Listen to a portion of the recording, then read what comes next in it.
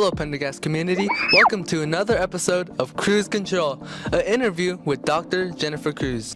In this interview, we'll be talking about big topics, student perspectives, and get to know her a little bit better.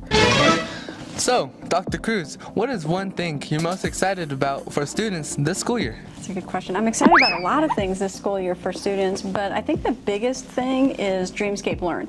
So we're going to have virtual reality and augmented reality available for all of our 6th, 7th, and 8th grade students. I thought it was just 8th graders, but it's actually going to be our whole middle school.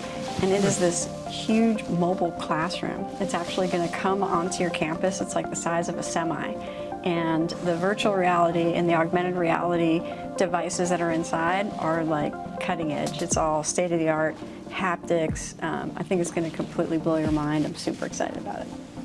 Following back up with Lewis's question, how will the motto, believe, build, and become affect our students this school year? So we've been trying for a long time now to make sure that our schools are more interesting for our students and also are preparing kids for the future.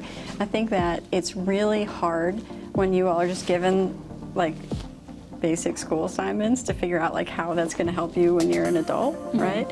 And we really believe that every single student has unlimited potential.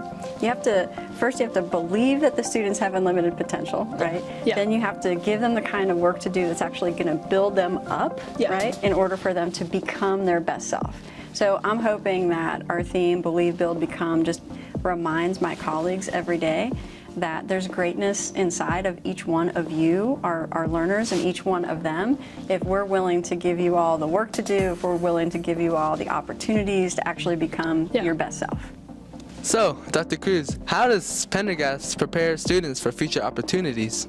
Well, we do that step by step. It starts with our tiniest humans where we're teaching them reading, math, writing, right? Like the basics. You have to know those foundational things in order for you to actually be a useful adult. As we move forward and you all get older, we have you in academies that have different themes, and so we're hoping that you're doing schoolwork that relates to that academy, and those academies are supposed to be about jobs or about future problems that you might want to solve.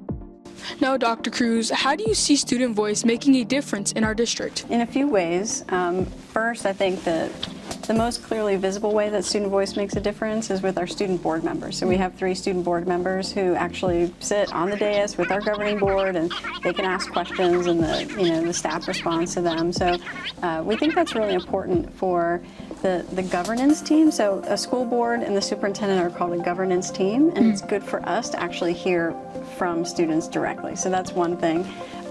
One of the other ways that you all might have noticed is that our food services team actually does interviews with students, and they do surveys with students. And so they've actually changed our lunch menus and the way that things are structured over the last 5 years in response to student feedback. We've also changed some of our extracurricular activities, to be like things that students like to do, like esports, right? Like we didn't used to have esports, and now we do, right? Because it's important, for kids. Our robotics teams are fantastic. Again, we didn't used to have that. So student voice helps us understand what you all expect from school, and then we can be more responsive to that, and hopefully you like school more. Like that's really our end outcome, is that when you come to one of our Pendergast schools, you feel like you're valued, you're heard, and that we're trying. Pizza or tacos? Tacos. Cats or dogs? Both.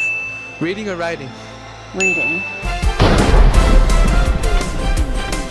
Thank you, Dr. Jennifer Cruz, for having this interview with us. And thank you, Pendergast community, for tuning in on the latest episode of Cruz Control. However, we recently have some outside cat friends who needed some additional resources, so we may or may not have provided a coyote bomb shelter and some cat food. Wow. But they're not our cats. We don't have cats, we only have dogs. Oh, okay. nice. Yeah, and don't tell Mr. Winevsky about any of the cats that I feed at work either. That would be very, very bad.